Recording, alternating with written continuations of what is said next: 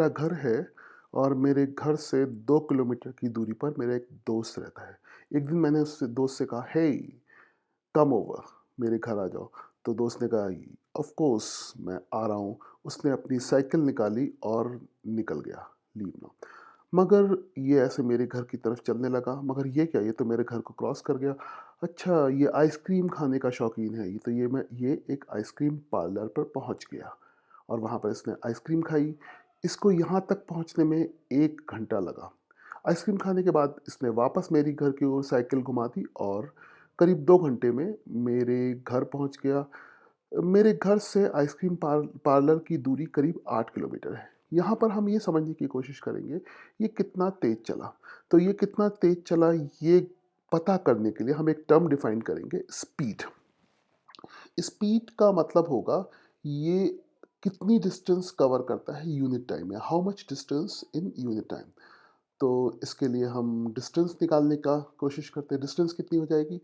यहाँ से ये 2 किलोमीटर, ये 8 किलोमीटर, फिर वापस 8 किलोमीटर, तो ये 18 किलोमीटर की डिस्टेंस हो जाएगी।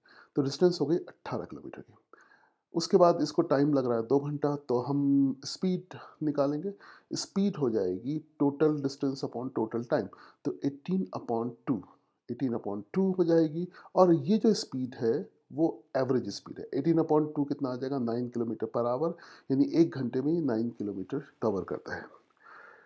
इसमें ये जो 9 किलोमीटर पर आवर है, ये मेरे दोस्त की किसी पर्टिकुलर इंस्टेंट के बारे में कुछ नहीं बताता। यानी मेरे दोस्त की पर्टिकुलर इंस्टेंट पे स्पीड कितनी होगी उसके बारे में कुछ नहीं बताता।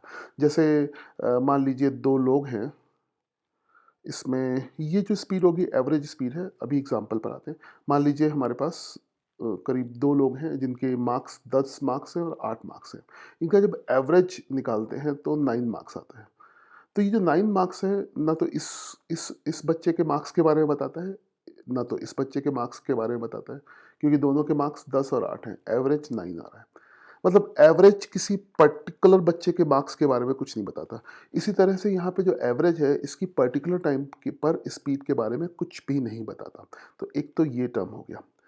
दूसरा एक टर्म हम और डिफाइन करेंगे जिसको हम कहेंगे एवरेज वेलोसिटी। इससे पहले यहाँ पे इसकी यूनिट देख लेते हैं। इसकी यूनिट किलोमीटर पर आवर में है। इसको मीटर पर सेकंड में भी कन्वर्ट कर सकते हैं। जैसे कि 1 किलोमीटर में 1000 मीटर होता है, 1 घंटे में 60 सेकंड होते हैं। तो इसकी जो एसआई यूनिट होती है, एसआई का मतलब है सिस्टम इंटरनेशनल। तो इसकी जो एसआई यूनिट हो जाएगी वो मीटर पर सेकंड हो जाएगी। उसको हम कन्वर्ट करके निकाल सकते हैं। खैर आगे बात करते हैं कि वेलोसिटी कितनी होगी। तो वेलोसिटी की डेफिनेशन होती है how much position change in unit time. Unit time में पोजीशन कितनी चेंज होती है। पोजीशन का मतलब है डिस्प्लेसमेंट, या पोजीशन चेंज का मतलब है डिस्प्लेसमेंट। तो यहाँ पर वेलोसिटी हम कैलकुलेट करते हैं। तो इसकी पोजीशन तो 2 किलोमीटर ही चेंज हुई है। ये यहाँ से चला है इधर की तरफ, ईस्ट की तरफ 2 किलोमीटर। तो हम इसको ऐसे लिखेंगे कि यहाँ पर जो डिस्प्लेसमेंट है वो 2 किलोमीटर है और इसको टाइम 2 आवर्स लग रहा है। तो ये हो गया।